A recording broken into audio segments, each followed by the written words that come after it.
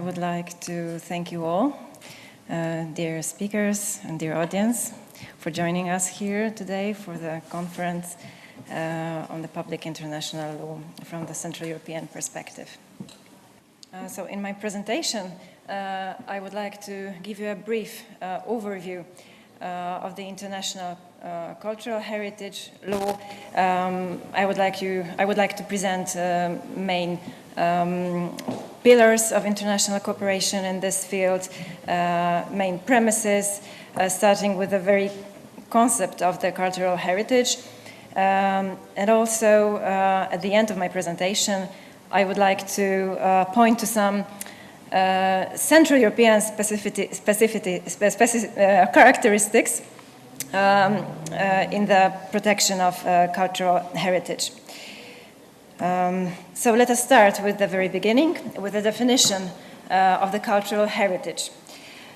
Unfortunately, or maybe fortunately, there is no uniform definition of cultural heritage in international law, because different international instruments provide for different definitions of cultural heritage.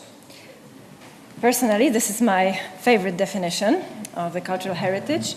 It was laid down in the Council of Europe's Faro Convention, adopted in 2005, which states that cultural heritage is a group of resources inherited from the past, which people identify independently of ownership as a reflection and expression of their constantly evolving values, beliefs, knowledge, and traditions.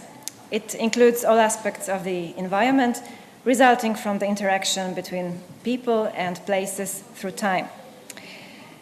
You may ask, what are these resources inherited from the past that enjoy protection as cultural heritage? The answer to this question allows us to distinguish three different kinds of cultural heritage that are protected under the international law. First, the tangible cultural heritage, that means all the physical manifestations of culture, like buildings, monuments, historic places, or artworks. Then we have the intangible cultural heritage, which means non-physical manifestations of culture, like language, or social traditions, customs, spiritual beliefs, or traditional knowledge. And then we also have the natural heritage, like cultural landscapes, or natural reserves, or historical parks. Here you can see some examples. It may seem that this distinction between tangible and intangible cultural heritage, which has developed in the international cultural lawmaking, especially within UNESCO, it may seem a little bit artificial, and actually it is, because in reality, the tangible and intangible forms of cultural heritage are very closely linked to each other. They are interconnected. But in any case, cultural heritage is a value, and either it is manifested in physical or non-physical form. It is still a value, and that is the value that the international legal regimes are trying to protect. So if we take a look at the areas of protection, we can see that the international framework for the protection of cultural heritage can be divided into three main areas. The protection of cultural property in times of war and armed conflicts, the protection of cultural property against illicit export and import, and the protection of the so-called world cultural heritage.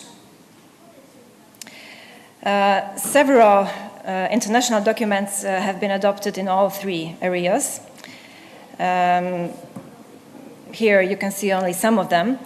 And as you can see, the first attempts to regulate the protection of cultural heritage were made within the international humanitarian law.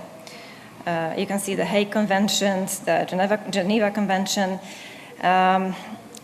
Surprisingly, or maybe not, these attempts took at their starting point the idea, the sad reality that in wartime, cultural heritage becomes another victim, just like human beings. During an armed conflict, it is very often a strategy to destroy an enemy, which may even take form of a cultural genocide. The first modern attempt, the first modern international document dedicated entirely and exclusively to the protection of cultural heritage was the UNESCO Convention for the Protection of Cultural Property in the event of armed conflict, which was adopted in The Hague in 1954. It was supplemented by two additional protocols in 1954 and in 1999. It establishes a special protection regime and the enhanced protection regime to safeguard cultural heritage of great importance for humanity from acts of military hostility. The cultural heritage, the cultural property which enjoys protection under the Hague Convention is entered into international registers and is also marked with a distinguished emblem called the blue shield, which is used in three different forms. You can see them here. By the way, this distinctive emblem was designed in 1950s by a Polish architect named Jan Zachwatowicz. Unfortunately, even with the widely supported UNESCO Convention, which has now more than 130 ratifications, the protection of cultural heritage in wartime is still a great challenge and is not always effective. Several shocking examples can be mentioned here. The most infamous examples include the destruction of cultural heritage by the Islamic State in Iraq and Syria, the deliberate destruction of the ancient city of Palmyra, or the destruction of religious mausoleums in Timbuktu in Mali. To move on, I would like to jump to the third area to which I referred to as the protection of the world cultural heritage. I would like to mention that the pioneering role of UNESCO led to the adoption of four different conventions dedicated to the protection of different kinds of cultural heritage. Also, several soft law documents have been adopted, declarations and recommendations. This list here is not exhaustive, but it gives you a hint of how it has looked like. Now, I invite you to take a look at two UNESCO conventions, which were landmark conventions for the protection of cultural heritage in the international law. It is the 1972 World Heritage Convention and the 2003 Convention on Intangible Cultural Heritage. The first one, with over 190 ratifications, was adopted in order to protect the world's cultural and natural heritage, which is considered to be of outstanding universal value for the entire humanity. It provides for the obligation of state parties to identify, to protect, and to identify in first place and to protect cultural heritage. And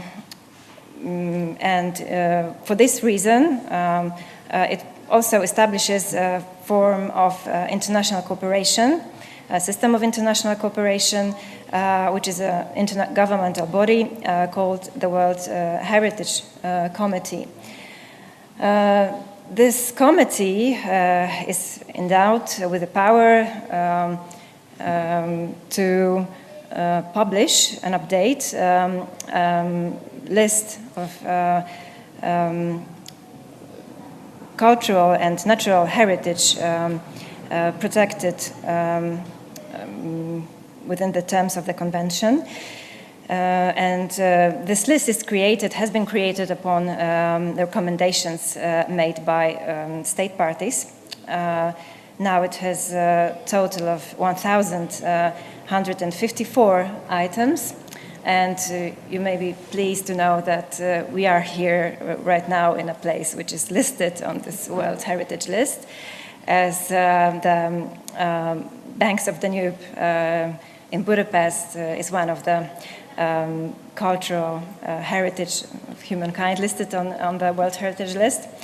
So if you take a look outside the window, you can have the feeling. This convention, the 1972 World Heritage Convention, was the first international instrument that provided for the protection of cultural heritage, understood also as natural heritage. The 2003 convention further expanded the meaning, the understanding of cultural heritage to include the intangible forms, so the non-physical forms of heritage. The 2003 convention also establishes a kind of an intergovernmental committee, which is also responsible for drafting a representative list of the intangible cultural heritage of humanity. To give you some examples, this list, also drafted upon the recommendations of state parties, includes such items as shaman dance from Indonesia, or whistled language from Turkey, or pumpkin soup recipe from Haiti. From our region, it includes, for example, the end of winter festivities in Mohács called Busolyarás, or special puppetry traditions from Slovakia and Czechia, or Dalmatian multipart singing called Klapa, which may be heard in the streets of Split. If you once visit the city, you may have heard it. Or from Poland, we have a flower carpet tradition, which is also protected under the Convention on Intangible Cultural Heritage. Generally, we can say that during the last 2 decades, the approach to the cultural heritage protection has evolved, or there has been a shift of paradigm, the shift of approach. At the end, during the second half of the 20th century, the cultural heritage was perceived as a common legacy of all humanity. And this was the basic principle which underlied the international cooperation in this field. From the end of the 20th century and from the beginning of the 21st century, the cultural heritage has started to be perceived more locally as a source of cultural identity, a source of value for communities and individuals. Such understanding or this shift of approach led to the appearance of the human rights dimension of cultural heritage protection, because the cultural heritage, understood as the fundament for the cultural identity, enjoys protection through cultural human rights.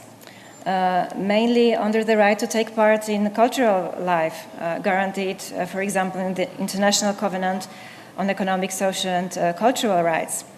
And such human rights understanding of cultural heritage protection is of great importance for national minorities and indigenous peoples who strive to safeguard their own unique cultural heritage, different from the cultural heritage of the majority population. Nevertheless, it's still a very challenging part of cultural heritage protection international law, whether to treat cultural heritage as global heritage of all humanity, whether it is a national treasure or whether it is a source of value for communities and individuals. Central and Eastern Europe does not take a separate stand or approach in the protection of cultural heritage, but nevertheless it has some distinct features. This region has distinct features which make protection of cultural heritage in this region a quite challenging issue. Matthew Rempley, in his very interesting book entitled Heritage, Ideology and Identity in Central and Eastern Europe, points to some fundamental issues which distinguish Central Europe from the Western Europe in terms of cultural heritage protection. I would like to mention only two of them. The first one is connected to the process of the state formation and the construction of national identities. In Western Europe, national identities emerged out of already existing states.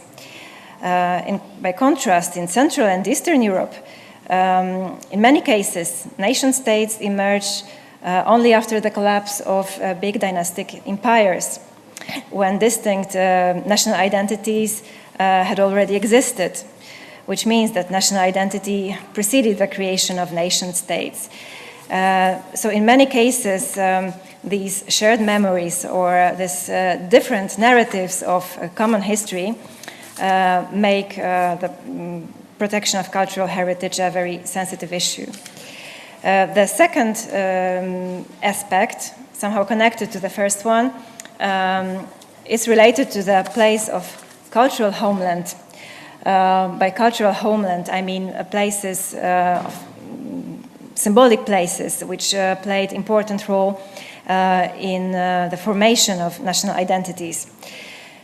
In Western Europe, cultural homeland is located within the modern political boundaries of the modern states. For example, the Eiffel Tower or the Notre Dame Cathedral in Paris, which are so important for the French national identity, have always been in France and still are in France. But the same very often cannot be said about the Central and Eastern European countries. In many cases, cultural homeland falls outside the modern political boundaries. It is due to the turbulent history of this region, change of boundaries, displacement of population. Very often, communities who contributed to the creation of the rich cultural heritage of a given place do not live there anymore.